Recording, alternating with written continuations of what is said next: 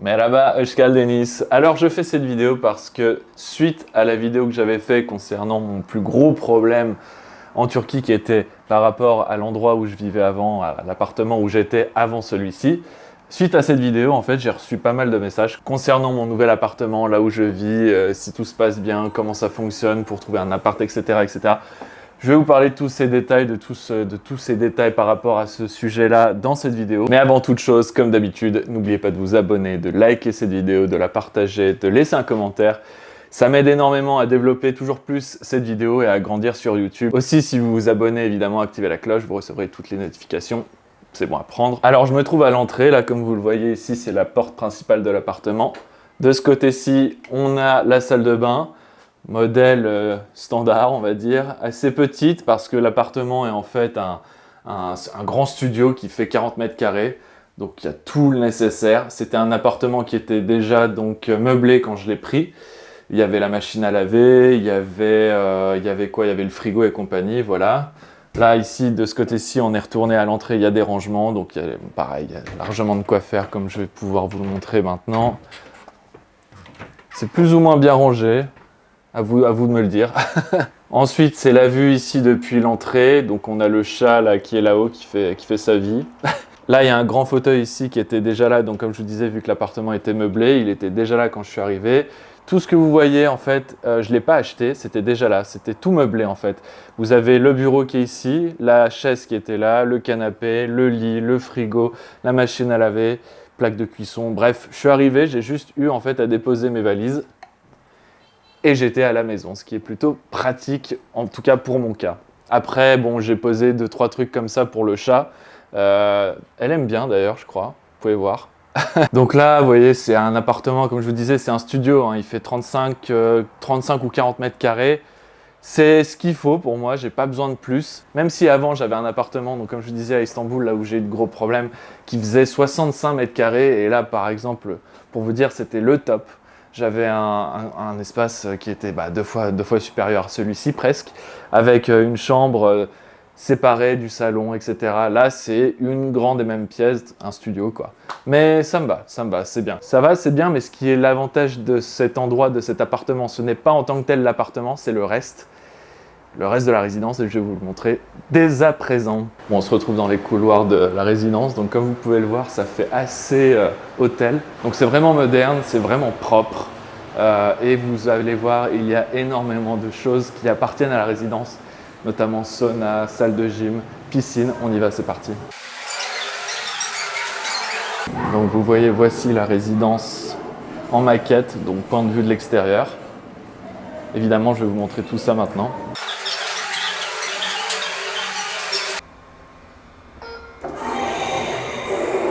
Et nous voici au niveau -2 ou -3, je crois que c'est le niveau -2. Alors, il n'y a pas de lumière. J'arrive ici, il n'y a pas de lumière. Bon, logiquement, ici, il y a de la lumière quand je rentre. C'est une pièce, en fait, pour tout ce qui est yoga, pour tout ce qui est stretching. Des balles suisses, je crois on appelle ça comme ça. C'est pour faire tout ce qui est stretching ou alors abdominaux, etc. Il y a des tapis de sol aussi pour tout ce qui est du yoga, de la fitness et ce genre de choses. Là, on a la fameuse piscine. Alors, en termes de piscine ici, on n'en a pas qu'une, on en a deux. Ça, c'est la première qui est, comme vous voyez, une piscine intérieure. Je crois que c'est ouvert, ouais.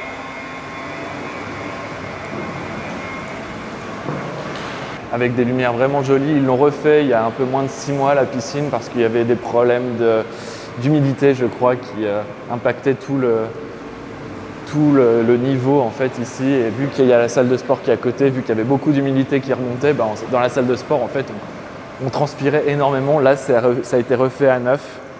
On est en plein après-midi un dimanche et je suis le seul. Je sais pas ce que font les gens, mais ils ne profitent jamais de cet endroit, je comprends pas. Là on se trouve maintenant dans la salle de sport qui est immense. Voilà, coucou, c'est moi. Ça c'est la salle de sport de la résidence. C'est quasiment aussi grand qu'une salle de sport dans un club de sport à Paris ou je ne sais où, dans une autre grande ville si vous voulez. Et il n'y a encore une fois personne. J'ai vraiment pris cette journée aujourd'hui au hasard en me disant je vais peut-être tomber sur des gens, je vais filmer, je vais essayer d'éviter les gens qui font du sport ou qui sont à la piscine, mais même pas en fait. On est un dimanche après-midi Et c'est pas la première fois. Hein. On est un dimanche après-midi et c'est pas la première fois que je me trouve complètement seul. Si je veux venir faire du sport ici, vous voyez, il n'y a que moi. Je ne sais pas ce que font les gens, ils ne profitent pas de cet endroit qui paye d'ailleurs, hein, parce que c'est compris dans les charges de la résidence. Chaque mois, vous payez évidemment pour ces services. Je ne vois jamais personne dans la salle de sport. Ou alors peut-être 2-3 personnes par semaine. Alors que moi, j'y vais 3 fois par semaine. Je vois peut-être 2-3 personnes dans la semaine y aller, quoi. Il n'y a toujours que moi. Je ne vais pas me plaindre après tout, hein. C'est quand même plutôt agréable, cela dit. Je vous avais parlé d'autres choses du style hammam, sauna. Il y a aussi un coin massage. Bref, je vous montre ça tout de suite. Alors, comme vous pouvez le voir, c'est ouvert de 6h à 10h. Et c'est vrai, il faut la carte.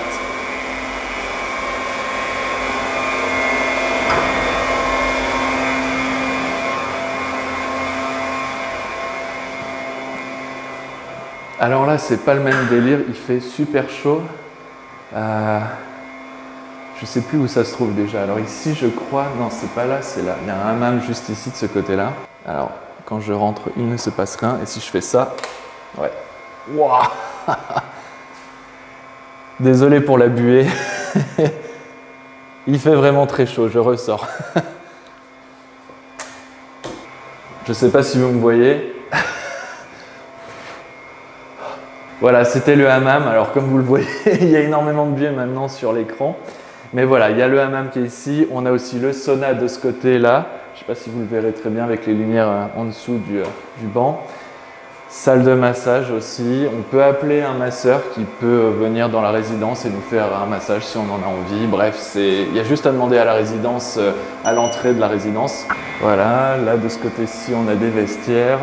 On a aussi les vestiaires hommes ici, derrière c'est les vestiaires femmes. On est retourné donc là où se trouve la piscine intérieure. Voilà, ça c'est les horaires donc du hammam, du sauna, de la piscine, de la salle de sport, donc de 6h à 10h, de 6h à minuit, ça dépend de l'endroit.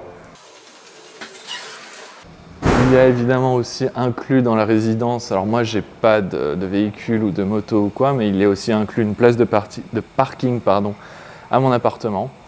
Donc là, c'est juste une petite partie du parking. Hein. Il faut savoir que dans cette résidence, il me semble qu'il y a environ 3 étages juste dédiés, 3 niveaux juste dédiés pour le parking. Parce que c'est un immeuble, enfin c'est une résidence qui a 8 ou 9 étages au point de vue des appartements. Et à chaque étage, il y a environ une vingtaine d'appartes. Donc ça fait quand même énormément de monde. Et au point de vue du parking, ça fait grand aussi.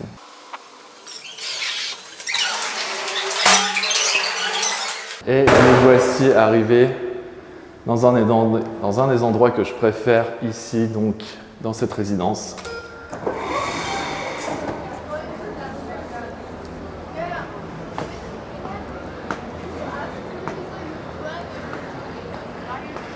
Nous voici donc à l'extérieur de la résidence, alors avec une piscine qui a une eau plutôt verdâtre parce qu'il y a plu récemment.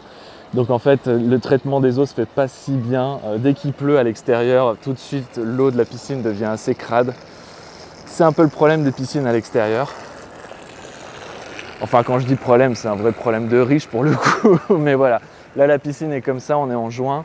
Ils sont en train de traiter les eaux pour la rendre de nouveau accessible, on va dire.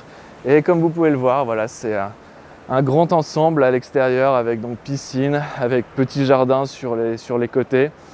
En plein milieu du quartier de Beaumonti, donc qui est un quartier assez neuf dans la ville d'Istanbul, qui est sorti de terre, on va dire, ces 5-10 dernières années. Et voilà, on est entouré de beaucoup d'autres gratte-ciel et beaucoup d'autres résidences un peu dans ce même style. Et donc voilà, cette résidence est quand même super sympa. Vraiment, je me plais ici. J'aime bien vivre dans cette résidence, j'aime bien là où ça se trouve parce que c'est très central. Je n'ai pas besoin de payer par exemple pour une salle de sport alors que j'ai l'habitude d'aller vraiment énormément à la salle. Là, j'ai ce qu'il faut sur place avec piscine, salle de sport, le métro qui est à 5-10 minutes à pied. C'est parfait. Alors maintenant, je vais vous expliquer combien coûte tout ça parce que je sais qu'il y a des gens qui doivent se demander mais combien coûte cet endroit, combien coûte le loyer, combien coûtent les charges. Alors ça a pas mal changé, je vais vous expliquer en 2-3 mots. Quand j'ai emménagé ici, je payais donc pour cet appartement qui est un studio en fait de 40 mètres carrés, je payais 7500 livres turcs. Ce qui était il y a un an aux alentours de 500-550 euros. Pour ceux qui savent ou pour ceux qui ne savent pas, la monnaie turque en fait est très fluctuante. Il y a un an, on était pour 1 euro à, je sais plus, 15 livres turcs, bref, je sais plus. Là, on est à 1 euro en juin 2023, 1 euro égale 25 livres turcs, même presque 26, je crois. Donc, si vous voulez, maintenant, je paye mon appartement 10 000 livres turcs parce qu'après une année, les loyers augmentent de 25%, c'est la loi. Donc, au lieu de le payer 7 500, je le paye 10 000. Seulement, vu que la monnaie a vachement chuté, la monnaie turque, je paye maintenant le loyer ici 390 euros. Parce que la monnaie turque s'est effondrée. Donc je parle en euros, vu que je reçois de l'argent en euros chaque mois. Moi, je regarde toujours en euros combien ça vaut en fait. Et au final, je paye 100 euros, 150 euros de moins qu'il y a un an à cause de la monnaie qui est dévaluée. C'est quand même dingue, non? Pareil pour les charges de la résidence. Alors les charges de la résidence, il y a un an à peu près, je les payais 1000, autour de 1000 livres turcs. C'était quelque chose comme une centaine d'euros, je crois. À ce jour, elles ont augmenté suite à la chute de la livre turque. Elles sont passées à 2000, 2100 livres turcs, je crois, les charges par mois pour la résidence. Et je paye, vu que la monnaie s'est effondrée, comme je vous disais, même pas 70 euros, 60-70 euros pour les charges de la résidence. Alors, qui dit charge, dit le parking, dit la piscine, ou plutôt les piscines, la salle de sport, le hammam, enfin vous avez vu tout ce que je vous ai montré là, quoi, en fait. Vous trouvez pas ça dingue, vous? Enfin bon, voilà, c'est tant mieux pour moi, hein. C'est les bonnes choses à prendre. À partir du moment où on s'expatrie quelque part, il y a toujours des bons et des mauvais côtés. Je deviens gagnant dans l'histoire, c'est plutôt cool. Mais voilà, c'est pour vous dire que même si c'est compliqué économiquement en Turquie, il y a encore des choses à faire, des affaires à choper sur le marché, si vous voyez ce que je veux dire. Et ça, c'en est une. C'est une sacrée opportunité. Voilà donc où je vis. J'espère que ça vous a plu. N'hésitez pas encore une fois, comme je disais, à vous abonner, à liker, à partager. Je vous dis donc à une prochaine vidéo. Gulé, gulé.